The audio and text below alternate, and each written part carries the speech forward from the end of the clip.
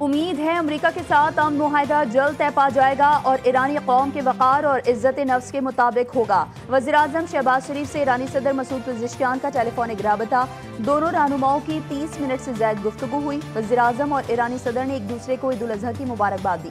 صدر Masoud Pezeshkian نے خطے میں امن کے لیے پاکستان کی کوششوں پر اظہار تشکر کیا، کہا کہ وہ وزیراعظم اور فیلڈ مارشل کے تہہ دل سے مشکور ہیں۔ سعودی عرب، قطر، ترکیہ اور دیگر علاقائی ممالک امن کوششوں میں شریک ہونا قابل تعریف ہے۔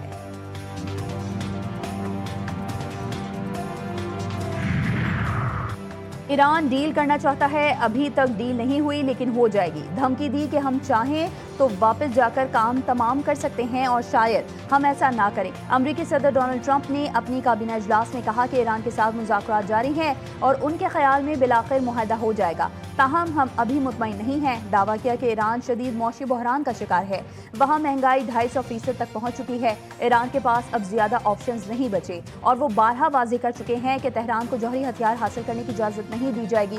امریکی میڈیا کو انٹرویو دیتے ہوئے کہا کہ ایران افزودہ یورینیم سے دستبردار ہونے کے بدلے پابندیوں میں نرمی کی توقع نہ رکھے۔ اس معاملے پر کسی قسم کی رعایت نہیں دی جائے گی۔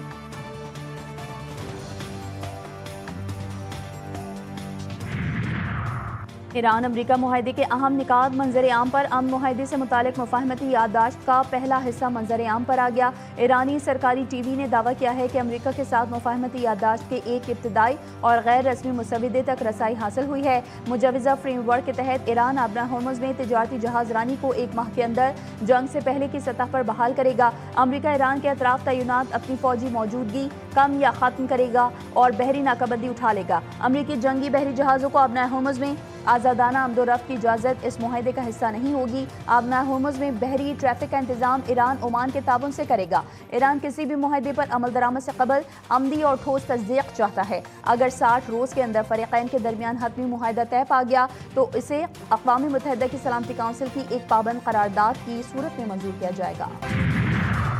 اور ایرانی کنٹرولڈ میڈیا کی یہ رپورٹ درست نہیں اور انہوں نے جو ایم او یو جاری کیا ہے وہ مکمل طور پر من گھڑت ہے۔ وائٹ ہاؤس کی جانب سے ایرانی سرکاری ٹی وی پر ایران امریکہ کے ایم او یو کا غیر حتمی مسودہ مسترد رد عمل ظاہر کرتے ہوئے کہا کہ کسی کو بھی یقین نہیں کرنا چاہیے کہ ایران کا سرکاری میڈیا کیا پیش کر رہا ہے۔ حقائق اہم ہیں۔ ترجمان وائٹ ہاؤس کے مطابق ایسی رپورٹس درست نہیں بلکہ مکمل طور پر من گھڑت ہیں۔ ملک بھر میں قربانی کے جانوروں کی آلائشیں اٹھانے کے انتظامات۔ پنجاب میں صفائی آپریشن بھرپور انداز میں جاری۔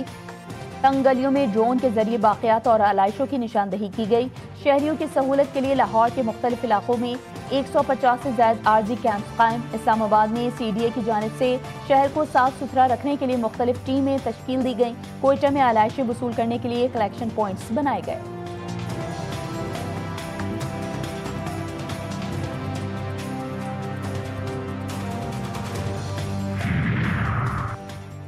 کبھی لاہور کو غلط نہیں کہا، ہمیشہ کہا کہ لاہور ساڈا دل ہے۔ میئر کراچی بیرسٹر مرتضی وہاب نے کہا کہ بلال یاسین کو کوئی بات بری لگی تو معافی مانگتا ہوں، میرا مقصد کسی کی دل آزاری نہیں تھا، وہ اپنے شہر میں اچھا کام کر رہے ہیں۔ میئر کراچی بولے شہر میں 105 کلیکشن پوائنٹس قائم کیے گئے ہیں۔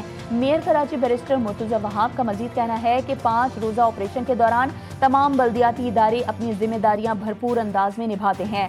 سندھ سالڈ ویسٹ کا عملہ گلی محلوں سے آلائشوں کو اٹھا رہا ہے۔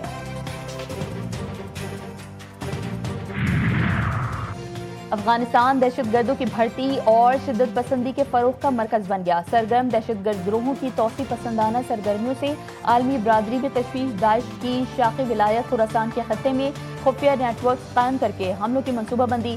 سربراہ روسی خفیہ ایجنسی کا انکشاف۔ الیگزینڈر بورٹنیکوف کے مطابق دہشت گردی کے خلاف تعاون بڑھانا بہت ضروری ہے۔ افغانستان میں 20 سے زائد گروہوں کے ہزاروں جنگجو خطے کے لیے سنگین خطرہ ہیں۔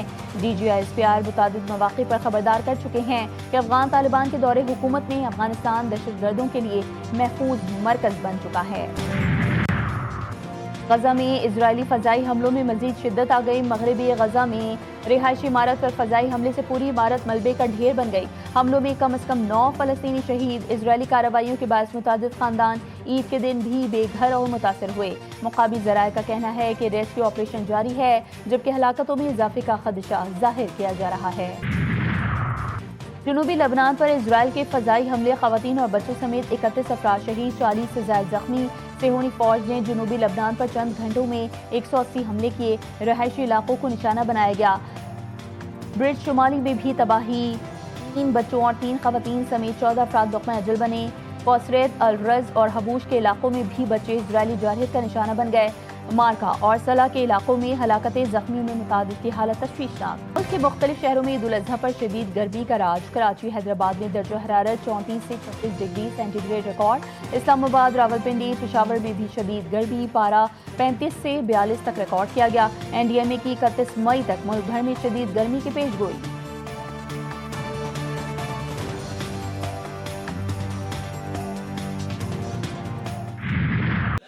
مناسک حج کی ادائیگی، 17 لاکھ سے زائد مسلمانوں نے حج کی سعادت حاصل کر لی، قربانی کر کے احرام کھول دیے۔ طواف کے لیے خانہ کعبہ کا رخ، مزدلفہ میں رات گزارنے کے بعد حجاج کرام رمی میں مصروف، بڑے شیطان کو کنکریاں ماری۔ پاکستانی حجاج کرام کی واپسی 10 جون سے شروع ہوگی۔ وسیم اکرم کی باؤلنگ اسٹائل میں شیطان کو کنکریاں مارنے کی ویڈیو وائرل۔ پاکستان کے legend fast bowler Wasim Akram ان دنوں حج کی سعادت حاصل کرنے کے لیے سعودی عرب میں موجود ہیں۔ اور پاکستان کرکٹ ٹیم کی قوم کو عید الاضحیٰ پر مبارکباد۔ بابر اعظم، شاہین شافریدی، شاداب خان سمیت دیگر نے اپنے پیغام میں کہا کہ خوب مزے کریں، ڈھیر سارا کھانا کھائیں، صفائی اور اپنے ارد گرد کے لوگوں کا بہت سارا خیال رکھیں۔ ویمنز کرکٹرز کا کہنا تھا کہ عید پر خوشیاں بانٹیں، ایک دوسرے کا خیال رکھیں۔